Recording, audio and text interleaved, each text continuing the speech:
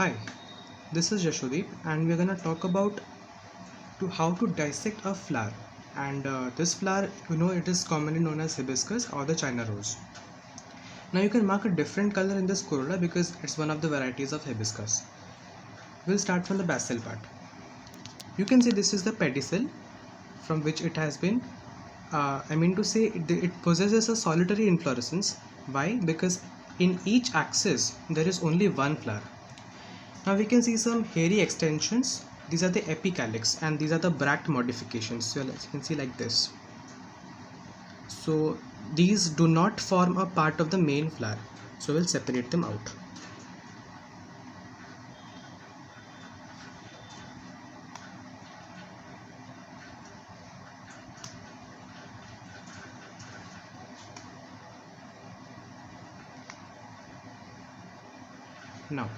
Now comes the first whorl, that is the calyx.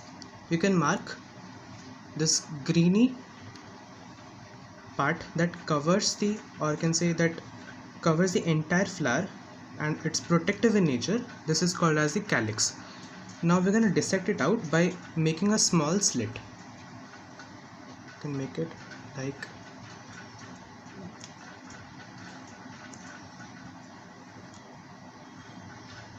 this,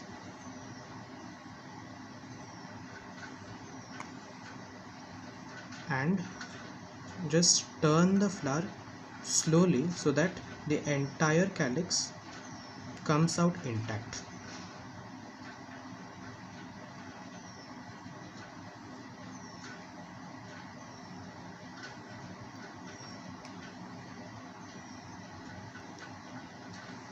Now we have dissected out the calyx, and you can see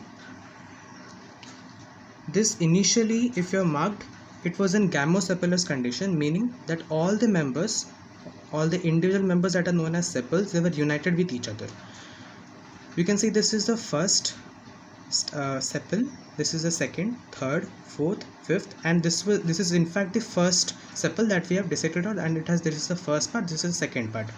So it is in gamosepalous condition, and we can keep it over here like this.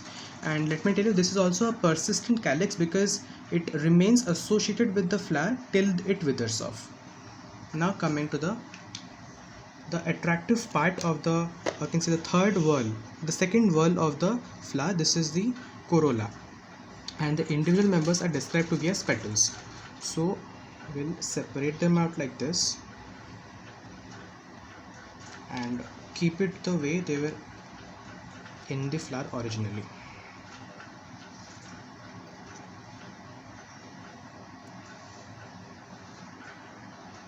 The petals are mainly attract the insects for pollination, and these are the vegetative whorls, one of the vegetative whorls. And since we can see that all the petals are in free condition, I would rather technically describe them to be as polypetalous. Now you can see the androecium part. Now the point to mark over here is the pinkish or the slightly reddish part that you can see externally. This is nothing but the staminal tube, not the style that we generally think of. So you can see, if we can dissect it out, we make a small slit similar to the first step that we did to separate out the sepals, and keep it like this for better. You can keep it like this and slowly move the flower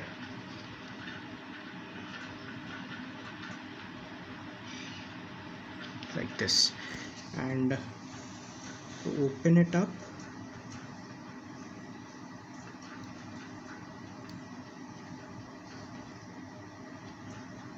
You'll find a bit difficulty to remove it because this is a member of the family Malvaceae, and their characteristic is a sticky and slimy appearance. So have to be a bit careful while removing this.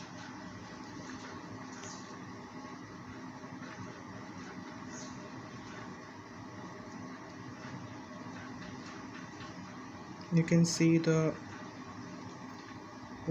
ovary.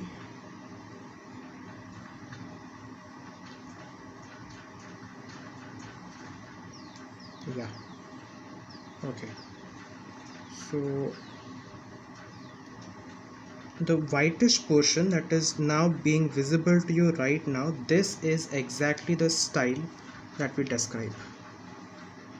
Now this whitish extended portion is arising from a swollen basal greenish structure, that is and this is nothing but the ovary.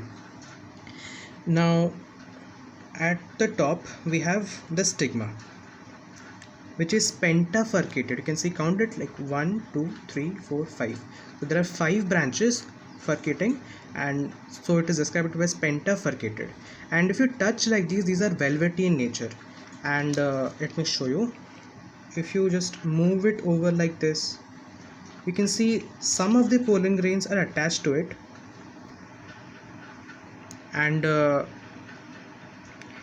let me tell you, this stigma secretes a sugary secretion, and this is not the same as I told you before, that this Malvaceae family has a sticky appearance. That's sticky and slimy, but this secretion to let the stigma know, or let the flower know to which type of pollen grain it must land on and start the process of reproduction, it secretes a sugary secretion. Now this is the ovary, and this is the androecium. You can see the fact to remember here over is this you can see this is the individual stamen, this is the anther, this yellowish part, this is the anther containing the pollen grains, and this is the filament. The condition here over, I will say it to be as a cohesion of stamens. Why? Because what do I mean by cohesion over here is the members of the same, you can say, whorl are united with each other. So the whorl here considered to be as androecium, and the members, all the stamens are united with each other. And this type of cohesion is described to be as Adelphus condition. And in Adelphus condition, to be more precise, all of the filaments in Adelphus condition, all the filaments are fused, but the anthers are free. You can see all the filaments are fused to give this common staminal tube.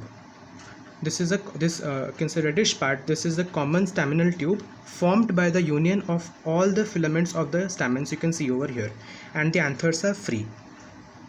So you can see that though not visible so clearly, it can be visible under a microscope.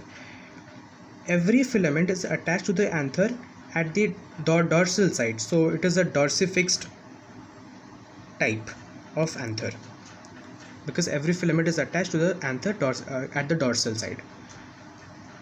And this is the gynoecium. As I already told you, this is the stigma, this is the style, and this is the ovary part. And this is the thalamus, or on which the flower rests upon. And if we take a transverse section of this,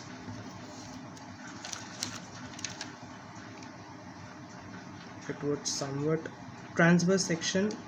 Now we have taken the transverse section of this particular ovary. You can see over here that the minute granular structures, these whitish minute granular structures, these are nothing but the ovules. Okay, these are the ovules. And the type of arrangement the ovules show within the ovary is described to be as its placentation, and the type of placentation in hibiscus is described to be as axile placentation. The ovary here is pentalocular because it has got 5 chambers, and in each chamber ovules are present, which are the future seeds. And